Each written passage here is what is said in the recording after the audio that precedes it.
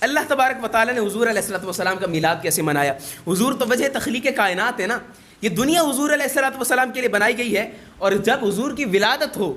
وجہ تخلیق کائنات کی کائنات میں آمد ہو، تو وہ بھی کوئی عام آمد نہیں ہوگی، وہ بھی بڑی خاص ہوگی، اس کا بھی بڑا اہتمام ہوگا۔ تو رب تعالیٰ نے حضور علیہ الصلوۃ والسلام کی آمد کی کیسی خوشی منائی، اپنے محبوب کے لیے اس دنیا کو مزید حسین فرمایا، اور اس کے آنے پر دنیا والوں کو بڑے انعامات اکرام سے نوازا۔ یہ سوال بھی ہوتا ہے نا، یہ کمکمے کہاں سے ثابت ہیں، یہ لائٹیں کہاں سے ثابت ہیں، یہ جھنڈیاں کہاں سے ثابت ہیں؟ ہر ایک بات جو ہے وہ باقاعدہ آپ کے سامنے روایات سے رکھوں گا، شروع سے لے کر چلتے ہیں۔ اچھا، ہم جب کوئی شادی کا فیسٹیول رکھتے ہیں یا کوئی ایسی چیز رکھتے ہیں، کوئی ایسا جو ہے وہ موقع رکھتے ہیں، ایسا تہوار ہم مناتے ہیں، یا اپنی فیملی کا کوئی ایسا فیسٹیول رکھتے ہیں، اس کے لیے باقاعدہ ڈیٹ کی دیکھ بھال کرتے ہیں، اس کے لیے باقاعدہ اس کے موافق جو ہے وہ ڈیٹ ہم طے کرتے ہیں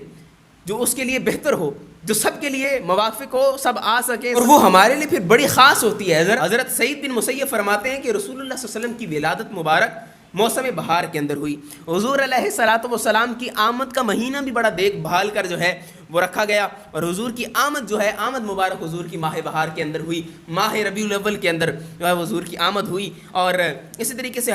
حلبی نے، کستلانی نے، زرقانی نے سیرت النبویہ کے اندر بھی ہے، انوار المحمدیہ میں بھی ہے کہ جب نبی کریم علیہ الصلوۃ والسلام کا نور سیدہ آمنہ کو ودیت ہوا تو وہ سال قریش کے لیے بڑا تر و تازگی والا، بڑا فتح و نصرت والا اور بڑا خوشحالی والا وہ سال جو ہے وہ ان کے لیے ہوا، کیونکہ اس سے پہلے قریش والے جو تھے بڑے قحط سالی کی حالت میں تھے اور بڑے فائنینشیل کرائسس کے اندر تھے، اور کسی دوسری قوم کے قابض ہو جانے کے جو ہے خطرات بھی منڈلا رہے تھے۔ حضور علیہ الصلوۃ والسلام کے آنے کی برکت سے اللہ تبارک و تعالیٰ نے اس بے آب و گیا بستی کے اندر بہار نازل فرما دی، اور جو سوکھے پتے اور سوکھی ٹہنیاں تھیں ان میں بھی اللہ تبارک و تعالیٰ نے پھلوں اور پھولوں کو جاری فرما دیا۔ یہ حضور علیہ الصلوۃ والسلام کے آنے کی برکات ہیں، آنے کی برکات ہیں۔ اور اسی طریقے سے سیرت الحلبیہ کے اندر بھی ہے، اسقلانی نے، زرقانی نے، انوار المحمدیہ کے اندر بھی اور سیرت النبویہ میں بھی ہے کہ جب حضرت جناب عمر کہتے ہیں کہ میں نے اپنے والد سے سنا کہ جب سیدہ آمنہ کے بطن اطہر سے ولادت مصطفیٰ صلی اللہ علیہ وسلم ہوئی تو اللہ تبارک و تعالیٰ نے فرشتوں کو حکم دیا کہ آسمانوں کے اور جنتوں کے دروازوں کو کھول دو، اور اس دن سورج کو بھی اللہ نے بڑے جلال کا نور جو ہے وہ بخشا تھا۔ ہاں جی، بڑا جلال اس سورج کو بھی اللہ تبارک و تعالیٰ نے عطا فرمایا تھا۔ جی، قحط سالوں کو اللہ تعالیٰ نے جو ہے وہ قحط سے نجات دے دی۔ جی، فائنینشیل کرائسس میں جو تھے اللہ تبارک و تعالیٰ نے ان کو خوشحال کر دیا۔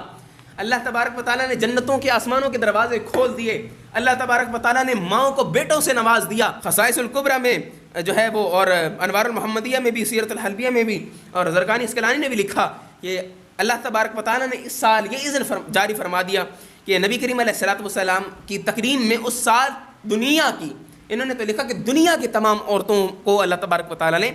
بیٹے کی نعمت سے جو ہے وہ نوازا، اور اس سال اور کسی روایت کے اندر اس دن صرف بیٹوں کی پیدائش ہوئی۔ بیٹوں کی پیدائش یقیناً میں یہ نہیں کہہ رہا کہ بیٹیوں کی پیدائش معاذ اللہ کوئی منحوس ہے، نہیں، بیٹوں کی پیدائش ایک الگ اپنی حیثیت رکھتی ہے، الگ شان و شوکت رکھتی ہے۔ سیدہ آمنہ خود فرماتی ہیں، ابن عساکر نے بھی، ابن جوزی نے بھی، ابن کثیر نے بھی، اور جناب سیوطی نے خصائص الکبریٰ میں بھی، اور شخصیات نے اس بات کو نقل فرمایا ہے کہ سیدہ فرماتی ہیں کہ میرے جو ہے نبی کریم علیہ الصلوۃ والسلام کا ظہور ہوا، اور ظہور ہوتے ساتھ ہی ایسا نور نکلا جس سے مشرق و مغرب سب آغوش روشن ہو گئے۔ اور ابن ہشام نے بھی اس بارے میں لکھا، اور دوسرے حضرات میں بھی، کہ بے شک مجھ میں سے ایسا نور نکلا جس کی ضیاء سے شام اور بصرہ کے محلات جو ہے وہ میں نے دیکھ لیے۔ ایک روایت میں شام کے محلات اور اسی طریقے سے بصرہ میں چلنے والے اونٹوں کی پاؤں کی جو گرد ہے وہ بھی میں نے دیکھ لی، اور بازاروں کو بھی میں نے جو ہے وہ ملاحظہ کر لیا حضور علیہ الصلوۃ والسلام کی آمد کے وقت کے نور سے۔ اور فرماتی ہیں ابن اسحاق طبری اور حاکم ابن عساکر اور ابن کثیر، یہ سارے حضرات لکھتے ہیں کہ سیدہ فرماتی ہیں کہ یہ سارا واقعہ جو ہے وہ کوئی خواب والا واقعہ نہیں ہے، یہ سارا واقعہ عالم بیداری کے اندر ہے، حالت بیداری کے اندر یہ سارا واقعہ جو ہے وہ ہوا، اور مجھے یہ جو ہے وہ مناظر نظر آئے حالت بیداری میں، جاگے ہوئے حالت میں۔ شرح المواہب میں حضرت ابن عباس فرماتے کہ نور مصطفیٰ صلی اللہ علیہ وسلم جلوہ گر ہوا تو کوئی ایسی جگہ نہیں تھی جو نور سے بھر نہ گئی ہو، نور سے روشن نہ ہو گئی ہو، اور جو قریش کے چوپائے تھے وہ آپس میں اس ظہور قدسی، اس عظیم ظہور، اس اللہ تبارک و تعالیٰ کے نور کے متعلق باتیں فرما رہے تھے، آپس میں باتیں کر رہے تھے اور بشارتیں دے رہے تھے۔ یہ جو جھنڈے لگانا اور کم کی جو بات آتی ہے، اس حوالے سے حضرت عثمان بن ابی عاص رضی اللہ تعالیٰ عنہما کی والدہ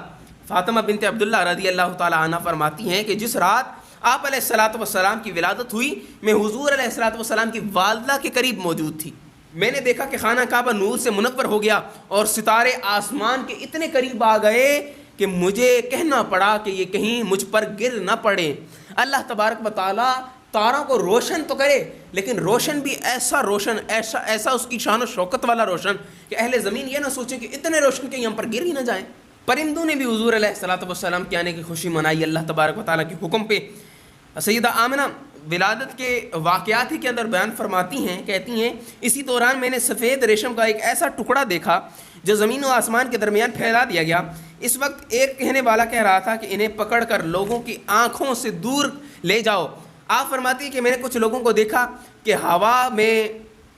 تعظیماً کھڑے ہیں اور ان کے ہاتھوں میں چاندی کی صراحیاں ہیں. پھر میں نے پرندوں کے جھنڈ دیکھے جنہوں نے آ کر میرے حجرے، جو آپ کا حجرے مبارک تھا، اس کو ڈھانپ لیا اور ان کی چونچیں زمرد کی پر یاقوت کے تھے. یعنی یہ جو سارے واقعات میں نے آپ کے سامنے بیان کیے ہیں یہ اللہ تبارک و تعالیٰ اپنے محبوب کی آنے کی خوشی منا رہے ہیں. اپنے محبوب کے آنے کا جو ہے وہ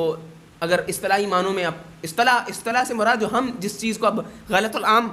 استعمال کرتے ہیں میں اس ضمن میں لے رہا ہوں کہ اللہ تبارک و تعالیٰ اب جو ہے وہ آنے کی اپنے محبوب کی جس کے لیے کائنات بنائی اس کے آنے کی اب اس طریقے سے اللہ تبارک و تعالیٰ خوشی منا رہے ہیں. اور جس طریقے سے اللہ نے فرمایا ہے نا یا ایھا الذین آمنوا صلوا علیہ وسلموا تسلیما، اس کا ایک تفسیر یہ بھی نکلتی ہے کہ میں بھی تو محمد الرسول اللہ سے محبت کرتا ہوں،